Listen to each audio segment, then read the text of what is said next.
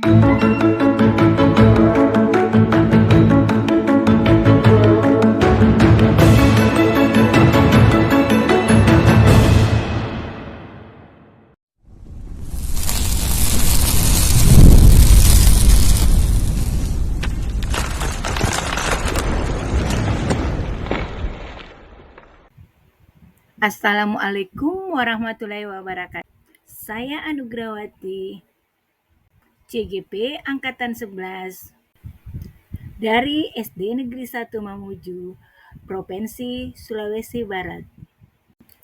Kali ini saya akan memaparkan demonstrasi kontekstual modul 1.4 yaitu budaya positif dengan segitiga restitusi. Segitiga restitusi adalah 3 proses penciptaan kondisi bagi murid untuk memperbaiki kesalahan mereka, sehingga mereka bisa kembali pada kelompok mereka dengan karakter yang lebih kuat. Melalui segitiga restitusi, ketika murid berbuat salah, guru akan menanggapi dengan cara yang memungkinkan murid untuk membuat evaluasi internal tentang apa yang dapat mereka lakukan untuk memperbaiki kesalahan mereka dan mendapatkan kembali harga dirinya. Restitusi menguntungkan korban, tapi juga menguntungkan orang yang telah berbuat salah. Ini sesuai dengan prinsip dan teori kontrol William Glasser tentang solusi menang dan menang, bukan menang dan kalah.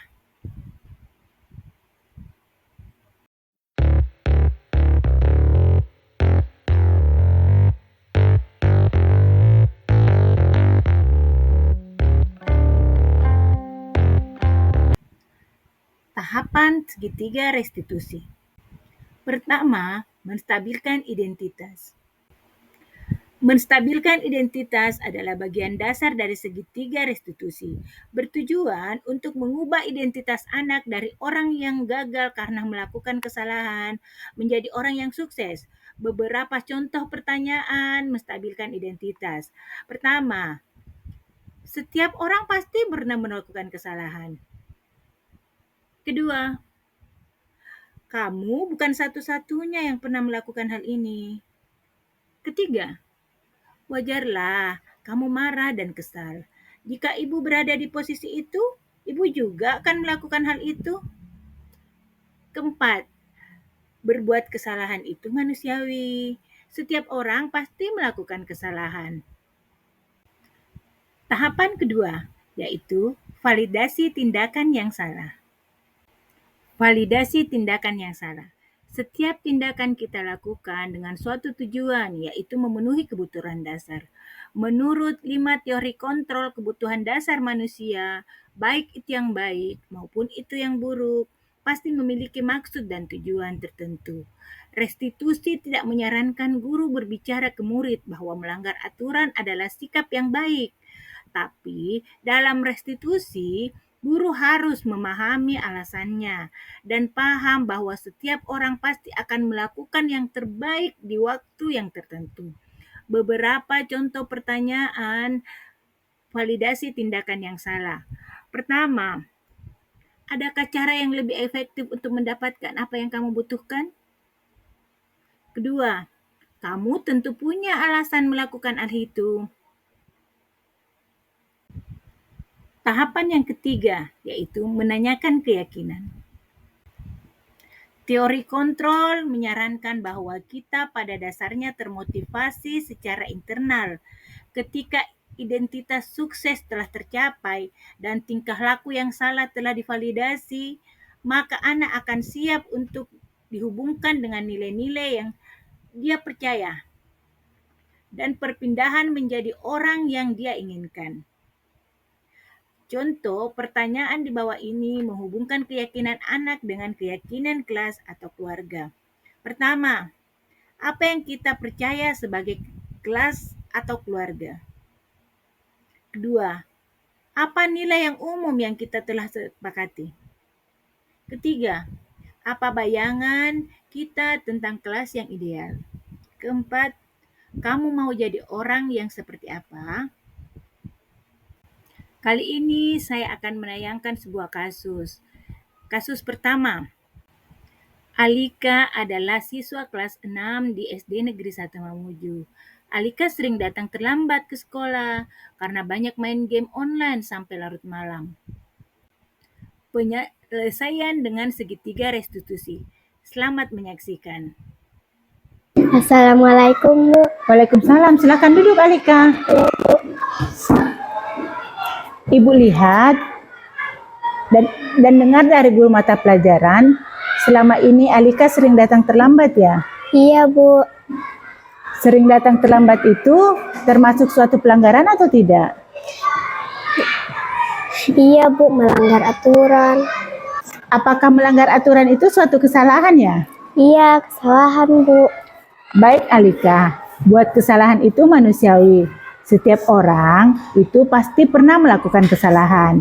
Yang penting kita bisa belajar dari kesalahan itu dan berusaha untuk memperbaikinya. Alika setuju tidak? Iya, setuju, Bu. Alika, ayo kita cari solusi bersama-sama ya. Iya, Bu. Alika sering datang terlambat, pasti ada alasannya.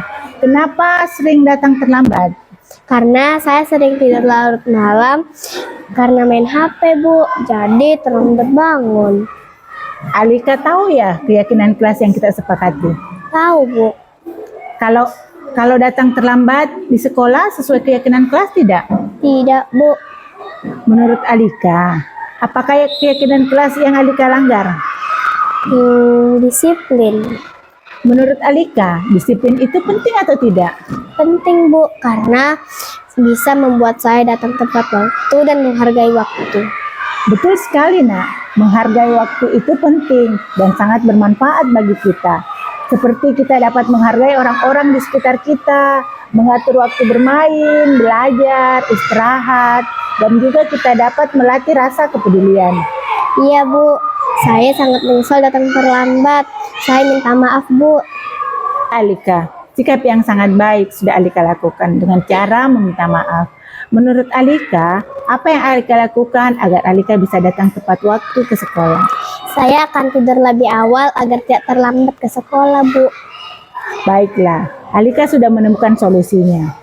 Dan Ibu akan bekerja sama dengan orang tua Alika agar tidak datang terlambat lagi ke sekolah. Terima kasih, Bu. Makasih. Assalamualaikum warahmatullahi wabarakatuh. Nama saya Alika. Saya kelas 6A SD Negeri 1 Mamuju. Terima kasih, Bu. Saya senang sekali diajak diskusi dengan Ibu Anugrah untuk menemukan solusi kekeliruan yang telah saya lakukan, dan saya akan datang tepat waktu. Kasus kedua. Pangeran adalah anak yang pandai di kelasnya. Dia rajin mengerjakan tugas. Alif selalu menyontek pekerjaannya. Pangeran marah dan menggebrak meja.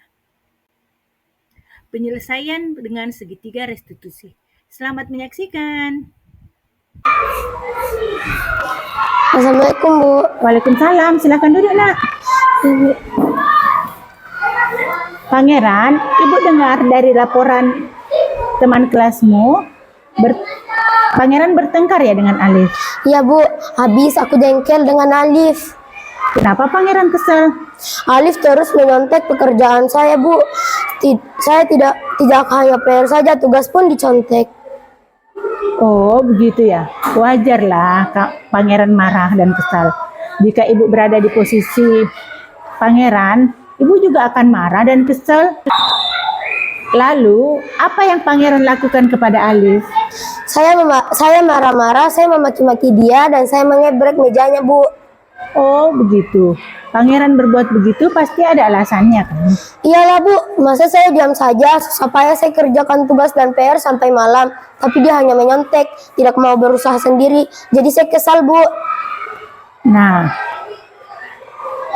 sekarang coba kita pikirkan apa akibat tindakan Pangeran yang marah sampai menggebrek meja.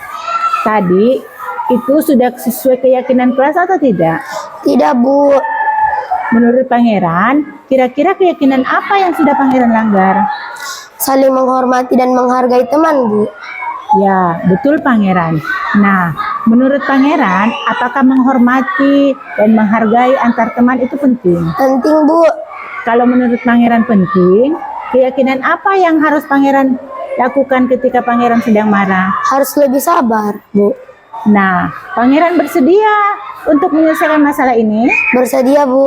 Nah, kalau pangeran bersedia, apa yang pangeran lakukan untuk memperbaiki masalah ini?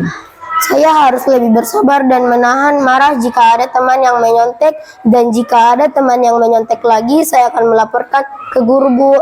Ya, betul pangeran. Tindakan yang pangeran lakukan. Tetap semangat belajar ya. Sekarang pangeran bisa kembali ke kelas. Terima kasih, Bu. Sama-sama. Assalamualaikum warahmatullahi wabarakatuh. Perkenalkan, nama saya Pangeran Putra Bangsawan dari kelas 5A SDN Negeri 1 Mamuju.